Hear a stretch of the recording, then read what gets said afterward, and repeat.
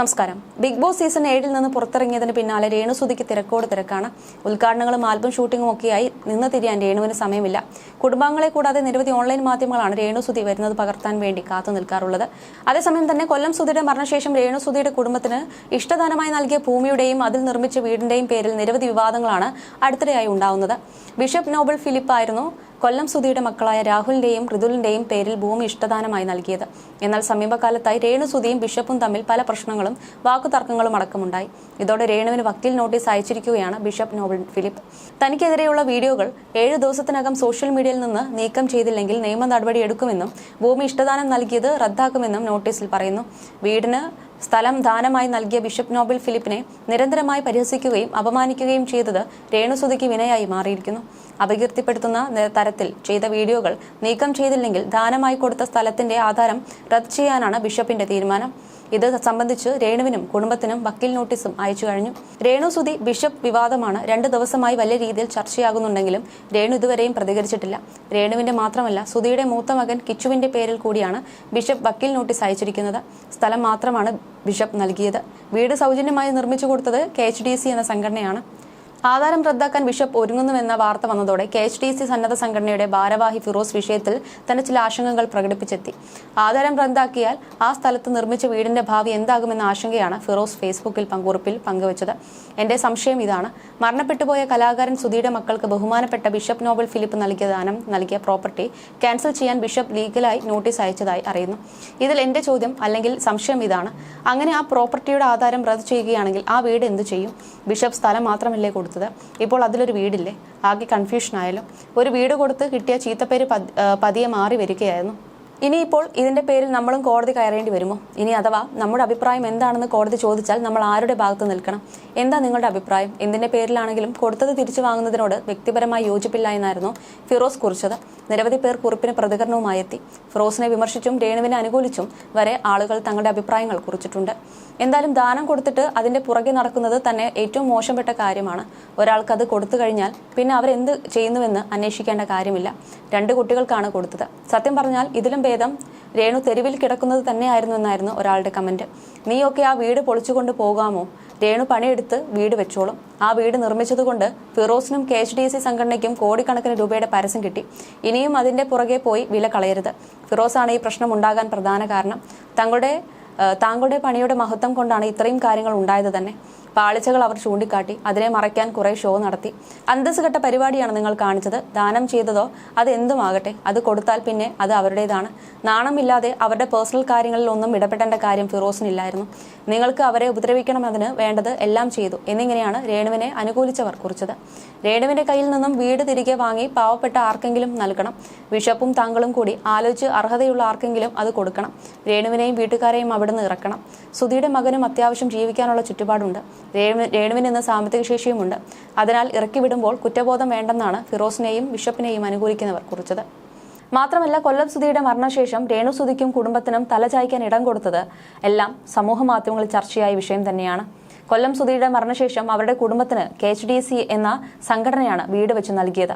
സുധിയുടെ മക്കളായ കിച്ചുവിന്റെയും ഋതപ്പന്റെയും പേരിലായിരുന്നു ആ വീട്. കിച്ചു കൊല്ലത്ത് താമസിക്കുന്നതിനാൽ കോട്ടയത്ത് നിർമ്മിച്ച സുധിലയത്തിൽ രേണുവും ഋതപ്പനും രേണുവിന്റെ മാതാപിതാക്കളുമായിരുന്നു താമസിക്കുന്നത്. അടുത്തിടെ ഈ വീടിനെതിരെ രേണുവും മാതാപിതാക്കളും രംഗത്തെത്തിയതും രേണുവിന്റെ സുഹൃത്തുക്കൾ രംഗത്തെത്തിയതുമെല്ലാം വാർത്തയായിരുന്നു. പുതിയ വീട് വെച്ച് 6 മാസം കഴിഞ്ഞതിന് പിന്നാലെ വിവാദങ്ങൾ തുടങ്ങുകയായിരുന്നു.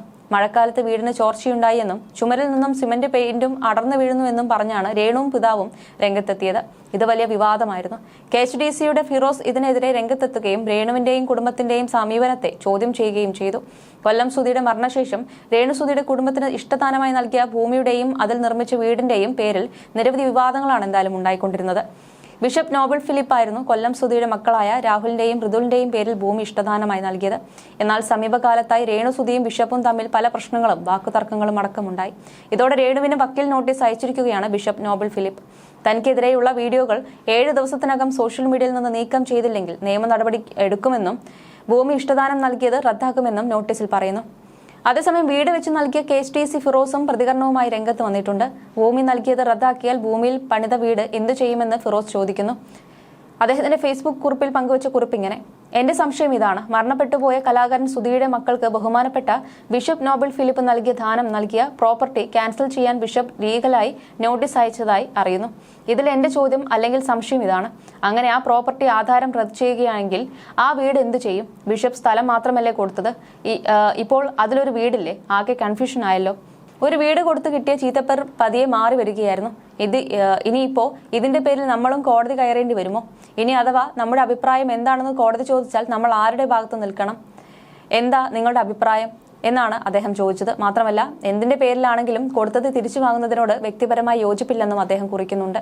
സോഷ്യൽ മീഡിയയിൽ പ്രചരിക്കുന്ന വക്കീൽ നോട്ടീസിന്റെ പൂർണ്ണരൂപം ഇങ്ങനെ: എന്റെ ക്ലയന്റ് തന്റെ 7 സെന്റ് ഭൂമി തൃക്കൊടിത്താനം വില്ലേജ്, ചങ്ങനാശ്ശേരി താലൂക്ക്, കോട്ടയം ജില്ല എന്നിടത്തെ ഭൂമി നിങ്ങളുടെ മക്കളായ രാഹുൽ ദാസ്, ഋതുൽ ദാസ് എന്നിവർക്ക് വേണ്ടി വീട് നിർമ്മിക്കുന്നതിനായി ഇഷ്ടദാനമായി നൽകിയിരിക്കുന്നു. നിങ്ങളുടെ ഭർത്താവായിരുന്ന പ്രശസ്ത കലാകാരനായിരുന്ന അന്തരിച്ച കൊല്ലം സുധിയുടെ ദുരന്ത മരണം കാരണം നിങ്ങളുടെ കുടുംബം ദുരിതത്തിലായിരുന്നു. സ്വന്തമായി വീടില്ലാത്ത അവസ്ഥയിലായിരുന്നു. അദ്ദേഹത്തിന്റെ ആത്മാർത്ഥ സുഹൃത്തും ദാനധർമ്മപ്രിയനുമായ എന്റെ ക്ലയന്റ് മേൽപ്പറഞ്ഞ സ്വത്ത് സ്വമേധയാ ദാനമായി നൽകുകയായിരുന്നു. എന്നാൽ നിങ്ങളും നിങ്ങളുടെ മൂത്ത മകനും നിങ്ങളുടെ സുഹൃത്തുക്കളും ചേർന്ന് എന്റെ ക്ലയന്റിനെതിരെ അപകീർത്തികരവും അടിസ്ഥാനരഹിതവുമായ വീഡിയോകൾ പ്രസിദ്ധീകരിച്ചുകൊണ്ടിരുന്നു. ഇത് സമൂഹത്തിലെ വിവേകമുള്ളവരുടെ ഇടയിൽ എന്റെ ക്ലയന്റിന്റെ പ്രതിച്ഛായയ്ക്ക് കനത്ത നാശം ഉണ്ടാക്കുന്നതാണ്. കൂടാതെ എന്റെ ക്ലയന്റിന്റെ സ്വത്തിന്റെ സ്ഥാനവും സൗകര്യങ്ങളും സംബന്ധിച്ച് തെറ്റായ വാദങ്ങൾ പ്രചരിപ്പിച്ച് അതിന്റെ മൂല്യം കുറയ്ക്കാനുള്ള ശ്രമവും നടത്തുന്നുണ്ട്. നിങ്ങളുടെ ഈ പ്രവർത്തനങ്ങൾ അനാവശ്യവും നിയമവിരുദ്ധവുമാണ്. നിങ്ങളും നിങ്ങളുടെ സുഹൃത്തുക്കളും അടുത്തവരും ചേർന്ന് പ്രസിദ്ധീകരിച്ചിരിക്കുന്ന അപകീർത്തികരമായ വീഡിയോകൾ എന്റെ ക്ലയന്റിനെ അപമാനിക്കാനുള്ള ഉദ്ദേശത്തോടെയാണ്. ഇത് പൊതുജനങ്ങളോടുള്ള ഇടയിൽ എന്റെ ക്ലയന്റിന്റെ പ്രതിച്ഛായ വളരെയധികം കളങ്കപ്പെടുത്തിയിരിക്കുന്നു. ഈ വീഡിയോകൾ വിവിധ സോഷ്യൽ മീഡിയ പ്ലാറ്റ്ഫോമുകളിൽ പങ്കുവയ്ക്കപ്പെട്ട് ആയിരക്കണക്കിന് ആളുകൾ കണ്ടിട്ടുണ്ട്. നിങ്ങളുടെ ഈ പ്രവർത്തികൾ മുഴുവനും അപകീർത്തികരമായ കുറ്റമാണ്. ഇത് സിവിൽ തെറ്റും ക്രിമിനൽ കുറ്റവുമാണ്.